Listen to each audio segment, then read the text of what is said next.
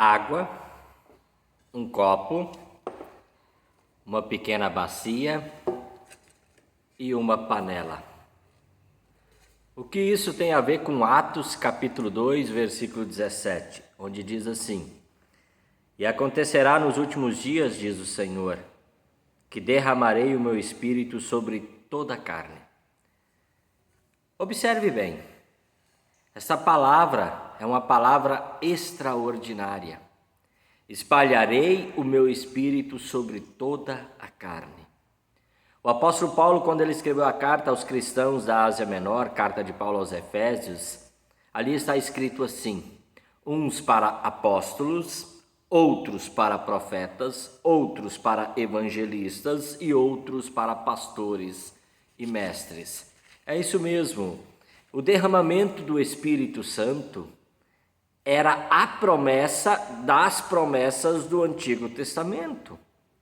Uma promessa que, conforme o profeta Joel, seria cumprida nos últimos dias.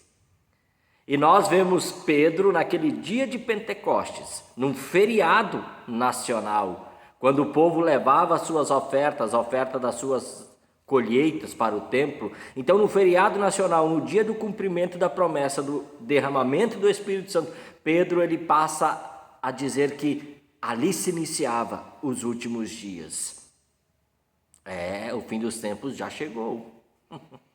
Mas tem gente que ainda está esperando aquelas promessas de pessoas que fazem coisas mirabolantes, para tentar achar uma data. Pessoal, a data está reservada exclusivamente ao Pai.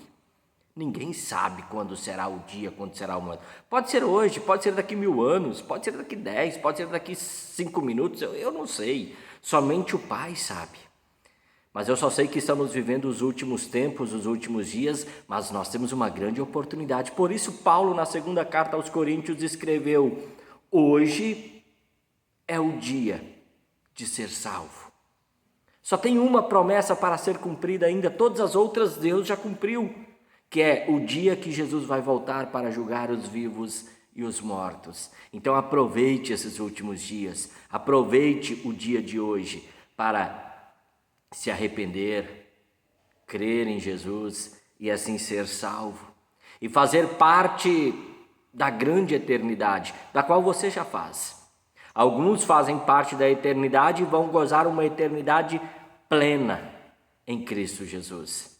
Outros, infelizmente, porque não estão nem aí, podem também viver uma eternidade que já estão vivendo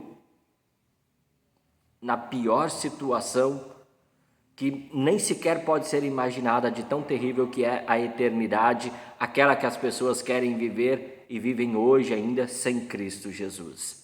Deus, ele deseja salvar, é o desejo de Deus, sempre foi o desejo de Deus. Logo após a queda em pecado, Deus fez a promessa para Adão e para Eva. A humanidade tinha tudo para, querer viver longe de Deus, e a queda em pecado, a natureza pecaminosa faz com que o ser humano queira viver longe de Deus. Aí teve o dilúvio. Logo depois também do dilúvio, nós vemos que o ser humano, continuando rebelde, porque ainda é de natureza pecaminosa, ele resolveu não se espalhar pela terra como era plano de Deus e quis ficar num lugar só. E Deus então confundiu as línguas e espalhou o ser humano por todos os cantos da terra. E Deus, a partir de Gênesis 12, ele começa a formar um povo, do qual nasceu o Senhor Jesus. E no tempo certo, vou usar o copo como ilustração, quando derramou, ou seja, quando chegou o tempo exato, Deus mandou o seu filho, que nasceu de mulher, para cumprir a lei a qual eu não sou capaz de cumprir e ninguém é capaz de cumprir. E para a realização dessa promessa, enviar o Salvador Jesus, Deus, ele sempre agiu pelo Espírito Santo. E o Espírito Santo sempre revelou Deus para as pessoas. Mas nas páginas do Antigo Testamento nós vemos essa revelação do Espírito Santo por visões, sonhos, também por anjos.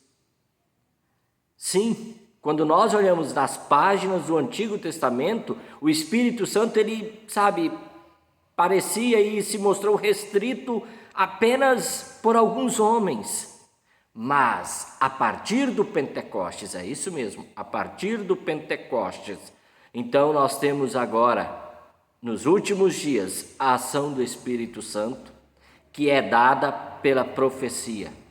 Profecia essa que é feita por você que crê, por mim que creio e por todos aqueles que creem. E acontecerá nos últimos dias, diz o Senhor, que derramarei do meu Espírito sobre toda a carne. O exercício do Espírito Santo, ele se dá nos mais multifacetados dons. É isso que escreve Paulo em 1 Coríntios 12, 13, 14. O ministério do Espírito Santo, ele continua sendo um ministério abundante. Ele agora já não está mais restrito, como nós vemos nas páginas do Antigo Testamento, já não está mais restrito a sonhos, visões, anjos, mas ele agora, pelo derramamento do Espírito Santo, ele é abundante na proclamação da palavra. Se Deus lá no Antigo Testamento ele era revelado por visões, por sonhos e por anjos, pós-Pentecostes nós temos agora o Deus que é revelado pela proclamação da palavra.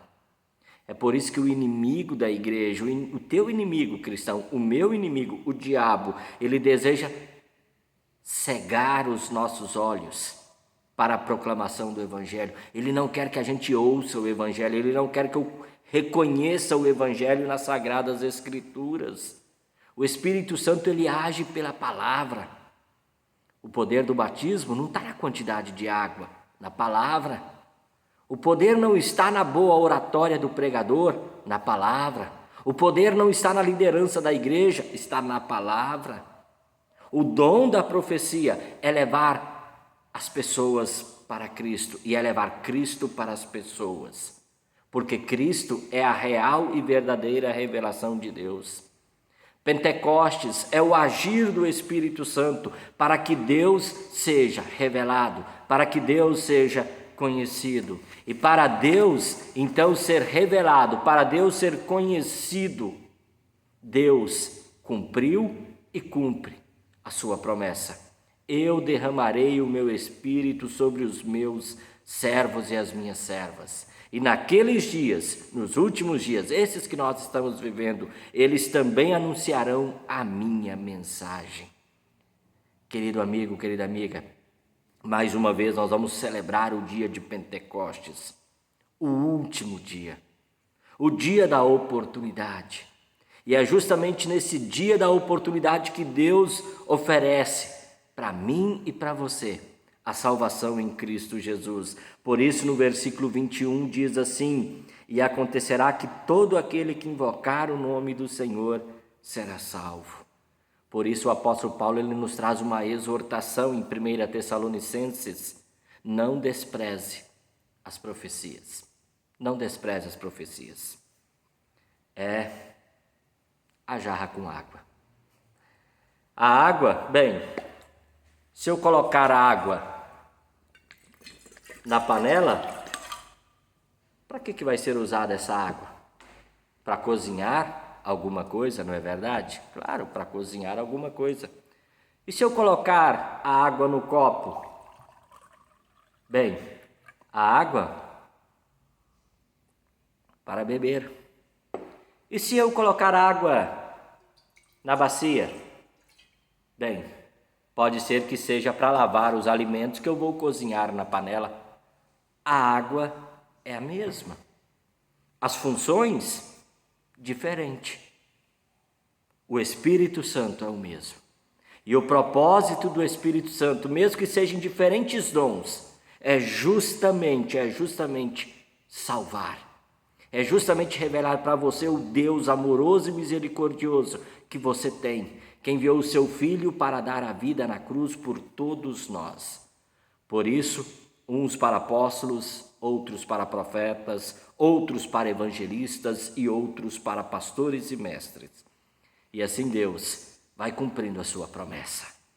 Espalharei o meu Espírito Santo sobre todos. Deus te abençoe. Um abençoado Pentecostes e pós-Pentecostes a todos vocês. Um abraço, até uma próxima oportunidade, se o Papai do Céu assim nos permitir. Tchau, tchau!